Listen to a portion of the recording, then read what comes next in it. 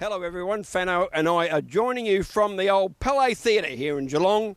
And back in the day, that's where young men went to meet the fairer sex. And of course, it's the venue where Fano did some of his best work as a young man. On a far more palatable subject, we have 9 races at Geelong on Tuesday night.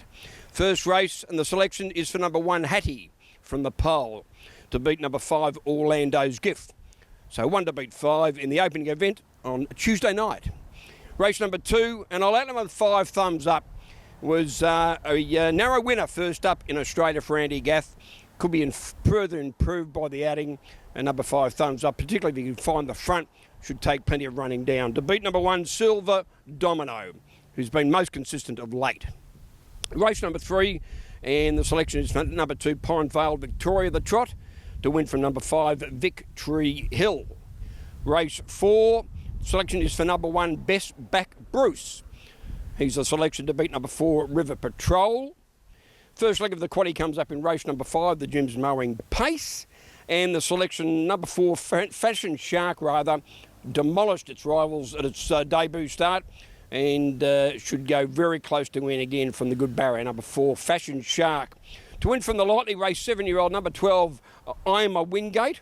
As I said, though this fellow's a 7-year-old, he's only had 7 or 18 starts, so fairly lightly raced, but does show his share of ability.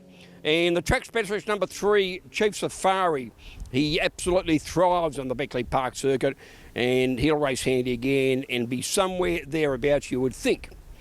Second leg of the quaddie, number 3 Wisp of Smoke is shooting for a hat-trick of wins. Despite sitting in the death last start, was very strong on the line, and I think it'll take plenty of beating number 3 Wisp of Smoke. To win for number 1 Christmas Babe, an interesting runner from New Zealand. 1-2, place 2 at its past 5 over there, which is a very good form line for a race such as this.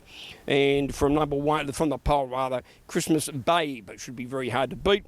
And the other one I like is number 8, Gentleman Sir, won by the length of the straight at Ararat by about 40 metres, then galloped last start at Melton. So he's another one on his best behaviour. If Brian Keys can get him to trot, he should take plenty of beating as a Gentleman Sir. Third leg of the quaddie on Tuesday night, the 3-year-old Croc Rock. He's running against the old horses. He gets in pretty well with a claim with Michelle Phillips. That's who's down to drive him. And he's got good gate speed, should lead and should be the one to beat number 2 Croc Rock. Number 4 Love and Fun is another one with handy enough gate speed, and he'll be up somewhere thereabouts, and put him in your multiples. And number 1 Miss Dangerfield doesn't win out of turn, but she had no luck here last start, got badly held up, and from the pole should get a cosy run behind the leaders, and if it gets out at the right time, can figure in the finish. Final leg of the quaddie, the Devgon Properties Pace. Good little race despite the small field. Number 2 is the 3-year-old Good Time Floyd.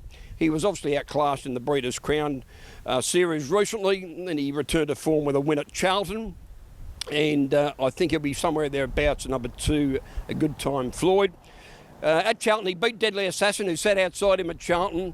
If he can get a sit, he might be able to turn the tables. So he'll be in the thick of things again, number 3, Deadly Assassin. The interesting runner is number 5, the Red Moon Rising. Been racing up at Menangle, been getting beaten, albeit in very quick time. Now joins the Kemah Frenning camp. Greg Sugars to drive. It's a big watch. Number 5, the Red Moon Rising. And the other one I like, number 6, Arch Dash. I was taken by the way his last 50 or 100 metres at Kilmore. He really savaged the line. And if they run along in the small field, he gets a nice sit, he'll take plenty of holding out. The quaddie on Tuesday night, we've got one more race. We've got a 2-year-old fillies race, race number 9. Number 5, Isabella Princess. But not a lot of good exposed form in this, perhaps to beat the debutante number 6, Jitterbug Arden in the last event on Tuesday night. In the quaddie, we like in the first leg numbers 3, 4 and 12.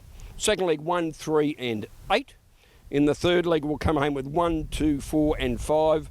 And similarly, we'll have 4 selections in the last leg, that tough little field, with 4 good chances, 2, 3, 5 and 6.